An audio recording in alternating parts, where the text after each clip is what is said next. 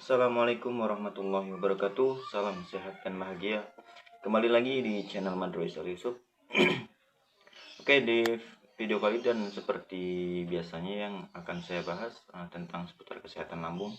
Dan di video kali ini saya akan membahas tentang cara saya sembuh dan pulih gitu dari penyakit asam lambung, gastritis, psikomatis ini ya.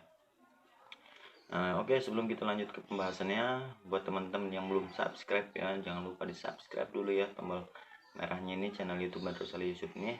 Subscribe dulu ya, karena subscribe itu gratis teman-teman ya, subrek ya, gratis, nggak berbayar sama sekali. Oke, karena subscribe teman-teman itu adalah dukungan ya, sebagai tanda dukungan terhadap channel ini agar bisa lebih berkembang. Oke, jika sudah di subscribe, terima kasih banyak saya ucapkan, semoga kebaikannya dibalas sama Allah Ta'ala ya, amin.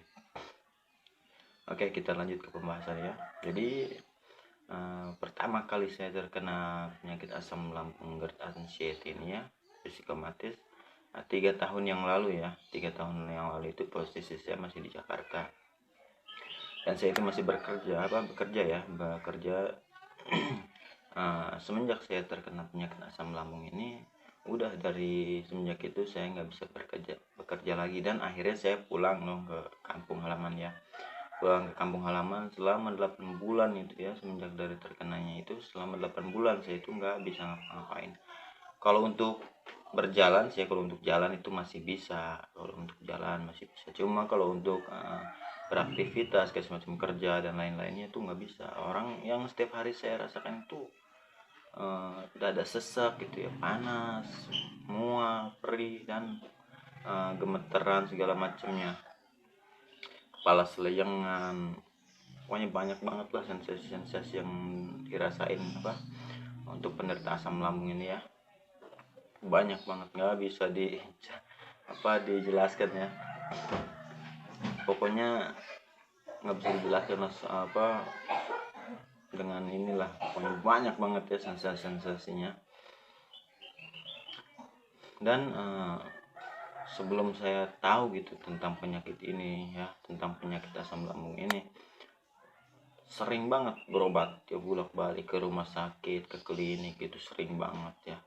Bahkan hari ini berobat, besoknya berobat lagi gitu ya. Dari pas waktu berobat itu, aduh, sering banget berobat, udah kayaknya mau berobat itu ya, tapi nggak ada kesembuhan sama sekali. Udah obat dokter, obat herbal juga ya, tapi nggak ada perubahan. Kenapa gitu ya, nggak ada perubahan gitu setiap kali saya berobat dan minum obat dokter herbal? Karena saya itu nggak tahu gitu ya cara tentang penyakit lambung ini gitu ya.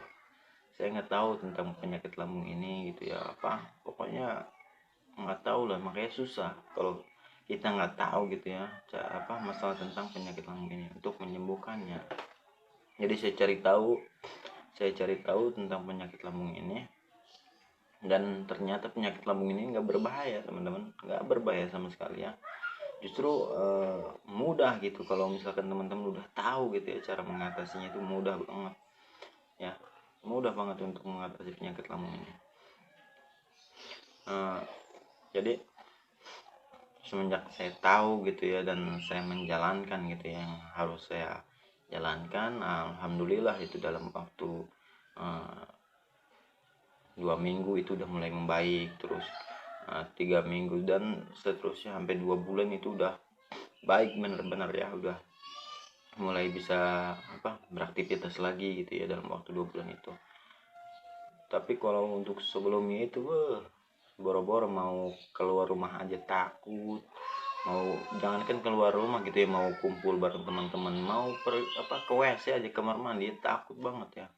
Masya Allah, ini penyakit bikin nyiksa banget. Penyakit lambung ini nggak berbahaya tapi nyiksa ya, penyakit lambung ini.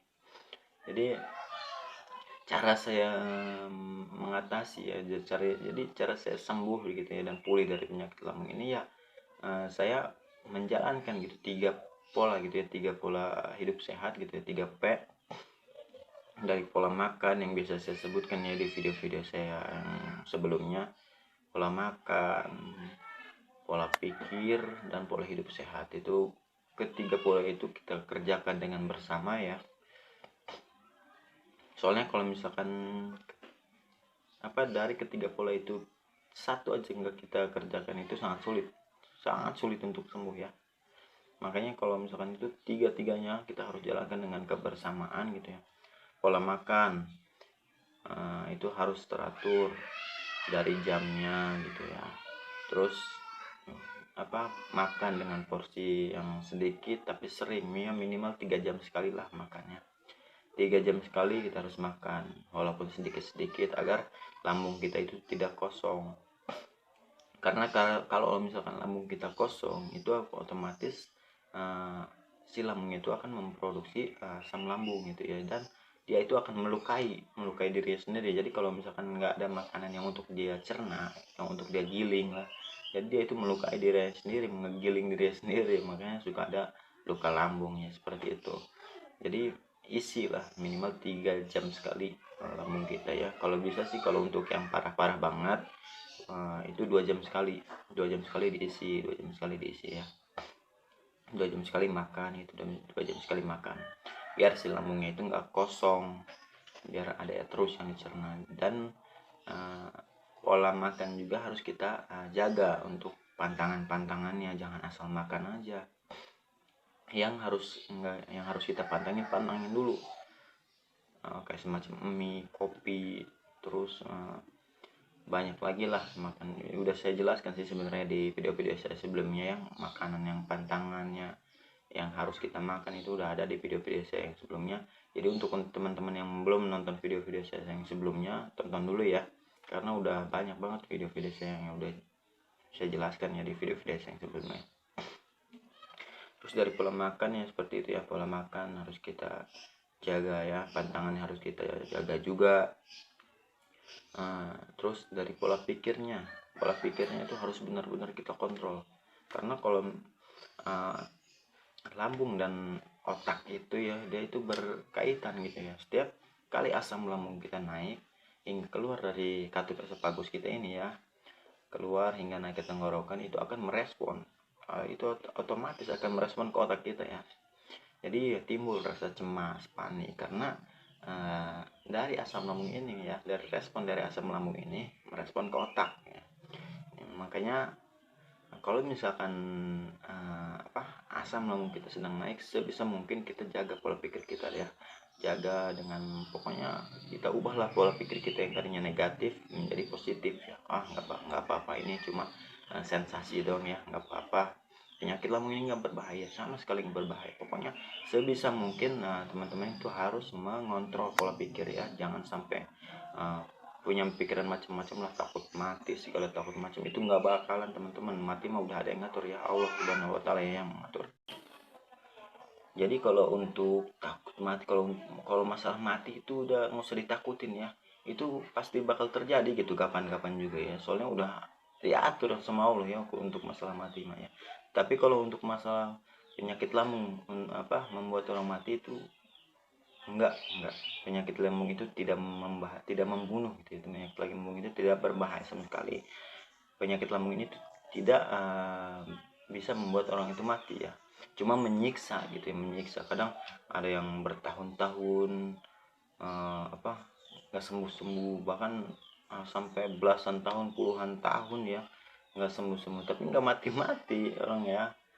Karena saya pernah ngeliat juga di berita ya, ada bapak-bapak itu penderita asam lambung juga ya, sampai 14 tahun dia menderita penyakit asam lambung ini, nggak sembuh-sembuh, sampai minta disuntik mati. Masya Allah ya, itu karena ketidaktahuannya gitu ya, itu karena ketidaktahuannya tentang penyakit lambung ini. Jadi makanya saya membuat video-video tentang seputar kesehatan lambung ini ya. Semoga aja gitu video-video saya ini bisa menjadi wasilah gitu ya untuk kesehatan teman-teman yang saat ini sedang menderita penyakit asam lambung, gastritis, psikomatis ini ya, anxiety ya. Jadi mudah-mudahan bisa membantu teman-teman. Dan ya saran saya itu ya, cara saya untuk pulih itu ya, 3 pola ya, pola makan, pola pikir ya yang harus kita jaga ini, dan pola hidup sehat. Pola hidup sehat itu kayak semacam olahraga ya. Pokoknya tidur yang teratur ya. Tidur itu minimal jangan kurang dari 8 jam ya, jangan kurang dari 8 jam. Soalnya kalau misalkan kita kurang tidurnya dari 8 jam itu akan bikin kepala seleyangan ya, gemeteran nanti besok paginya. Apalagi kalau nggak sampai tidur, bisa nyungsep. Pokoknya jangan kurang sampai dari 8 jam ya, jangan kurang dari 8 jam. Terus uh, olahraga yang teratur setiap hari, setiap pagi gitu ya, berjemur. Olahraga kalau misalkan nggak bisa pagi, siang hari boleh. Kalau misalkan nggak bisa siang, malam hari juga boleh ya sebisanya, tapi setiap hari ya. Olahraganya olahraga kecil aja gitu, asal yang penting keluar keringat, asal keluar keringat ya. Kalau misalkan olahraga itu kita harus pakai jaket yang tebal ya, supaya cepat keluar keringatnya. Soalnya yang kita butuhkan itu bukan capeknya tapi keringatnya ya. Jadi harus pakai jaket yang tebal supaya cepat keluar keringatnya gitu ya. Terus berjemur ya, tiap pagi itu kita harus berjemur biar aliran tubuh kita itu, aliran darah dalam tubuh kita itu lancar ya, karena matahari pagi itu bagus untuk kesehatannya, untuk peredaran darah. Oke, jadi cara saya sembuh itu ya seperti itu ya. Saya menjaga 3 pola dengan baik, dengan teliti, dengan rajin lah. Saya menjaga 3 pola ini dengan sungguh-sungguh gitu. Soalnya kalau misalkan kita sungguh-sungguh ingin sembuh, pasti kita akan melakukan gitu sesuatu yang harus kita lakukan ya. Oke, mungkin video-video saya ini semoga video-video saya ini bisa bermanfaat ya untuk teman-teman. Cukup sekian dulu ya. Wassalamualaikum warahmatullahi wabarakatuh.